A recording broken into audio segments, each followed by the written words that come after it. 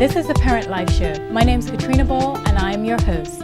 Today we will be talking about teen parents. Our guests today are Ms. Michelle Wade, the Director of Teen Services, Shai Williams, and China Richardson, who are both teen parents.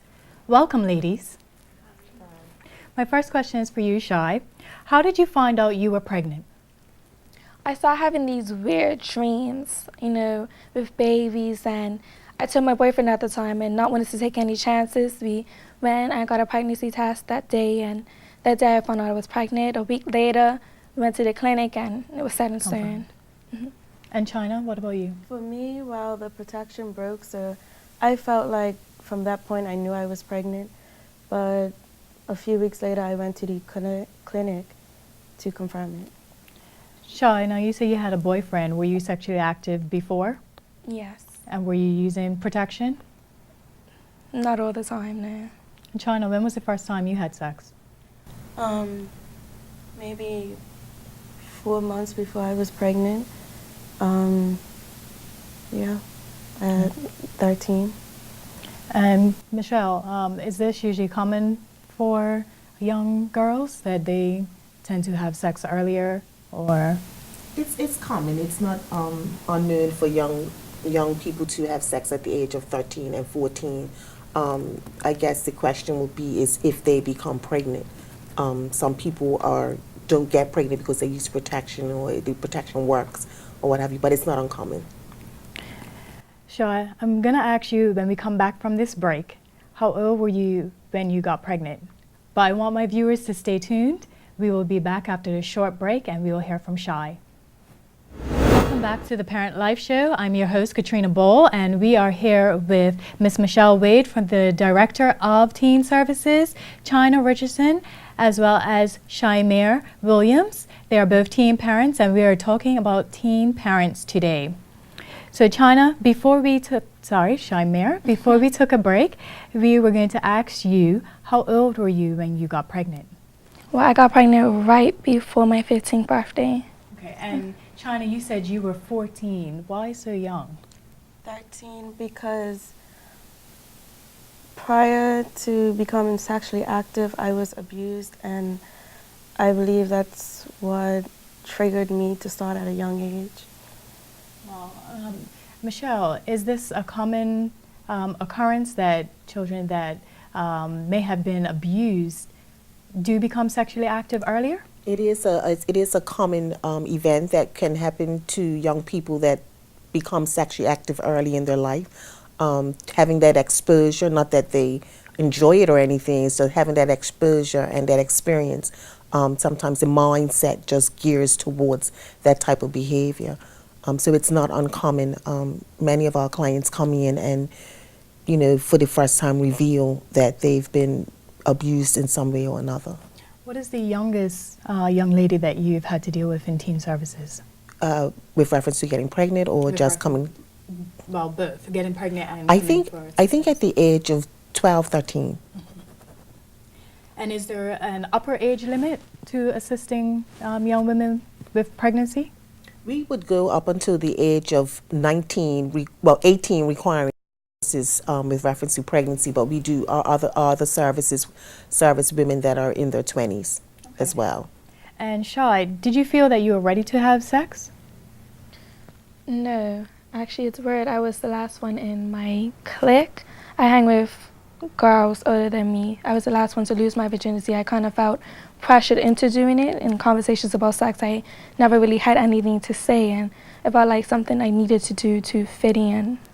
Chana, do you think this is common for girls your age, that feeling the pressure that they have to fit in and they have sex? Because I was actually the first, but I felt maybe my friends, I have some friends that are still virgins, and I'm so proud of them that they haven't been pressured to do stuff they're not ready to do. So, I think it's very common.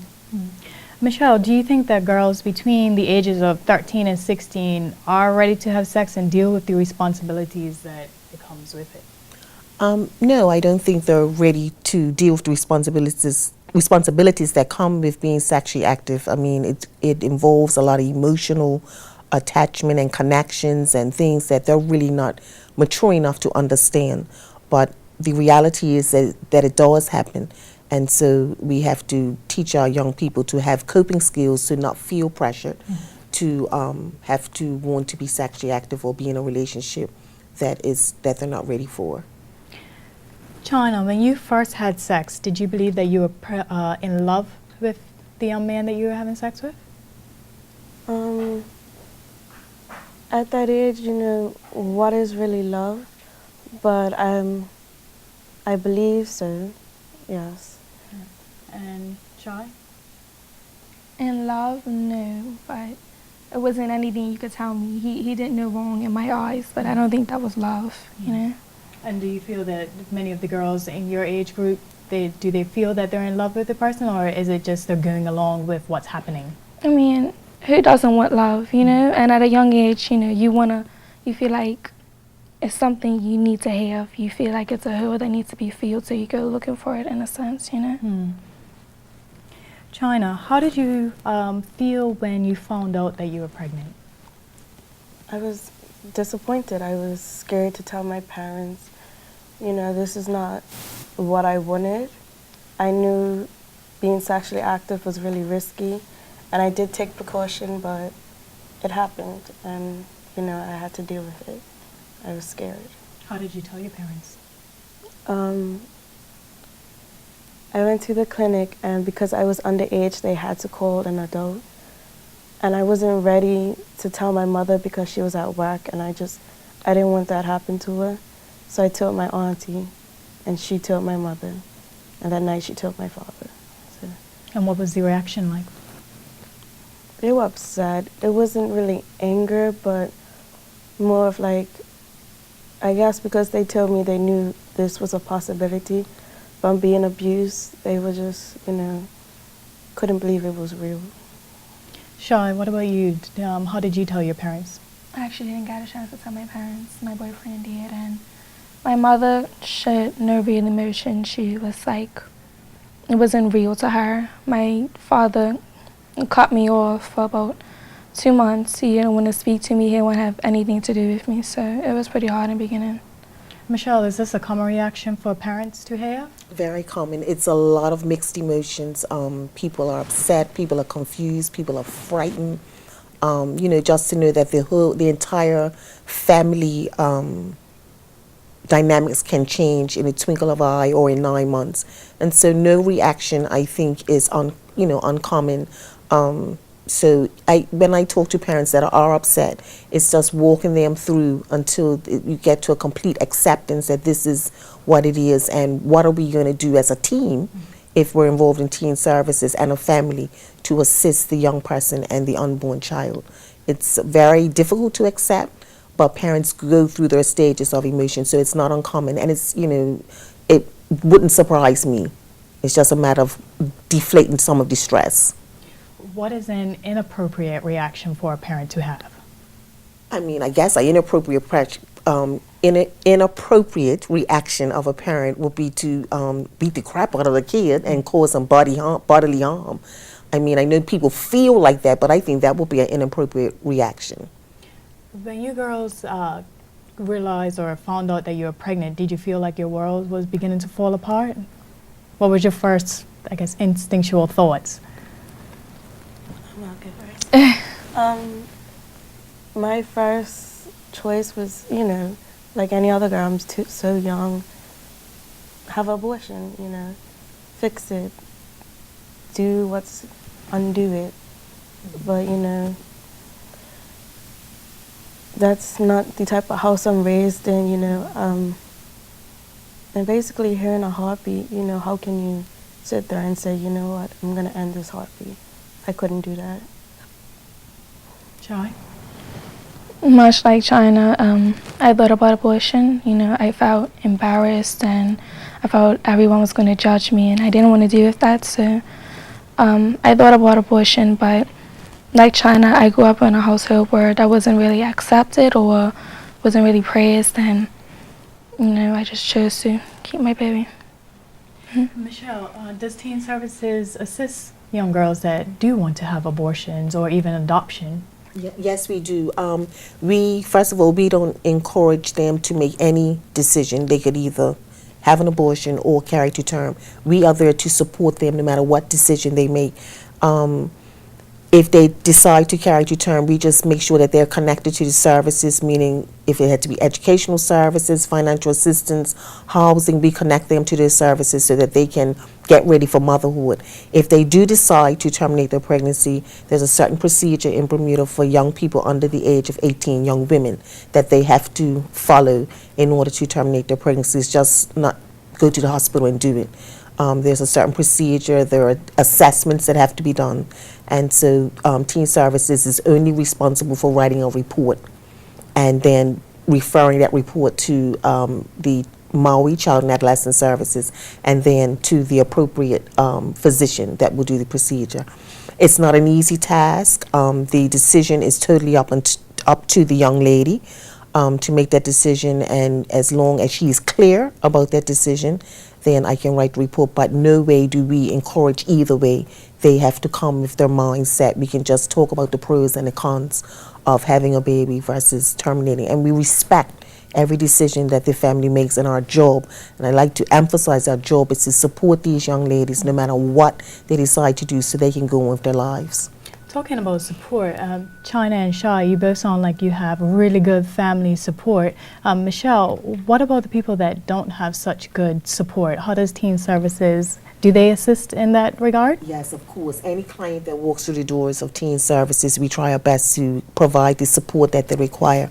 Not all families can get to the point where they feel like being supportive to this type of situation. So our job is to connect them to the services they need so that they can cope, which, whether it's education, whether it's medical needs, we just have to make sure they can cope. And hopefully we can get the family re-involved in the situation, but we try to make sure that the support is there. Shai, now having already had your daughter, correct? Son. Yes. Do you ever regret having him, or? I don't regret having him. I regret having him so young. Okay. Like, now that he's in my life, I can't picture my life without him, you know, and I suppose you get that a lot, but I don't regret it at all. You know, he's made me become a better person, and the mindset I have now, I feel like I wouldn't have it without him in my life, so. John? Yeah. Of course, I wouldn't regret my daughter. She is my motivation. She pushes me. I want to be able to provide for her. And, you know, young teens now, we're caught up in so much partying, and I'm glad to have her because I know I need to focus on my education. I need to pave my future, and I think without her, I'd probably be reckless. I don't know what I'd do. Oh. Now, one thing that we haven't talked about is the fathers of your children. China, is the father involved in your daughter's life? Well involved, yes. Great. And Shai? Not as involved as I like him to be. Mm-hmm. And is this common, Michelle? This is common with young parenting with teen fathers or fathers that may be in their 20s. It's difficult at times to, as the counselor, it's kind of getting them ready to understand that this relationship may not last. I don't want to sound like a Debbie Downer, but it's hard for them to maintain relationship. Also, the young fathers are stressed and they're frightened as well, and we try to bring them in for services if they want to. We can't force them to, but both young ladies have shown both sides of the coin, one involved and one not involved as she would like him to be. But the best thing that we can say to these young people is that, you know, they're going to be parents for the rest of that child's life, and they're going to have to learn to get along and learn to participate. But for the young ladies who are my primary clients, if that doesn't happen, it's kind of giving them the skills to cope, that they are a single parent and that they need to develop the skills that they're both talking about in order to care for their child, and not to have a lot of hatred and stuff, but to go on and do what they have to do in their life because they're the primary caretaker. And we just wish the best if they do come together as a unit, two parents. And Shai, how do you talk to your friends about, not having a child early in life? Well, I always encourage them to, think later on in life, you're giving up a huge chunk of your life. Is that something that you really want to do? Not that I encourage abortions, but it's something that you really have to look honestly, like, inside of yourself and ask, am I ready for this right now? Because in all reality, you're not ready for it, so, yeah. For my friends that are sexually active, I encourage birth control, I encourage protection. And when pregnancy scares come, I'm the first one there, Whether it's you need abortion, it's because, not everybody's meant to be a parent. Not everybody can do it. If you're having that child, I'm your support system because, I know what's it like. You need people there to tell you that you're going to make it. So no matter what, I'm here for you. There's a statistic out there that says that teen moms tend to go on to have more and more children while they're still teens. What stops you two from getting pregnant again? I'm on birth control. No, I'm not having no more children anytime soon. I'm not ready for it. I feel guilty now that I cannot come out my pocket and provide for my daughter. No way I'm bringing another child in. And, I come from a big family and you have my siblings, you can play with them. No, you don't need real siblings right now. Chuck? Like China, I do feel guilty because, my son doesn't have anyone to play with, but not guilty enough to have another child, It's just I've had enough sleepless nights and trying to juggle work, school, and him, especially when he's sick. So it's not something I want to put myself through anytime soon. Not right now. Now, you were both nominated as outstanding teens. How did this make you feel, knowing that you could have many critics out there? I was excited, that somebody was taking notice of my perseverance. That's what I got nominated for, and it was really special to me to know that, I could turn what people see as a tragedy into something, terrific, I guess, And how did you feel, China? I can say the same because, I'm happy someone saw something in me despite what I've been through. I've persevered. Just basically, as a teenager, you should persevere with and without a child. But for us, we have a child, and look at us. We're not doing what these children without children are doing. We're doing something with our lives. And a lot of people would look at us and say, well, that's what you need to do. Well, what about the children without children? What are they doing? You're so concerned about teen mothers. What about the ones that aren't? And for any critics that may say, well, you shouldn't be a role model, or you shouldn't, or it appears that, we're glamorizing you as teen parents, what would you say to them? I don't think anyone glamorizes me as being a teen parent, You do have the cute moments, but I put out more of the hardships, I let people know that I do have to juggle school and work and my child, and it's not anything glamorous about it. I mean, you do have the cute moments, but you do have some pretty bad ones as well, Yeah. China and Shai, I am extremely encouraged that you two are able to remain focused and remain positive and have the family support that you do in order to, continue on and reach the goals that you have. You are watching Parent Life Show. Stay tuned. Shai, how did you find yourself in this situation when you said that you felt like you were almost set up to go into your first encounter? Well, you mean when I lost my virginity? Okay, it was a school break and you're home, you don't have much to do, you're too ill for camps, and you of course have friends and you want to chill together, I guess, in a sense. So I went and chilled, and that chilling led to something else. We also want to say a huge thank you to the Fairmont Southampton Princess for allowing us to film here. And if you're looking for a great place for your family to dine out, Wicked's Restaurant is the place to be. If you liked our video and you would like to subscribe to our newsletter, visit our website, www.bermudaparentmagazine.com. And this is Parent Life Show brought to you by Bermuda Parent Magazine.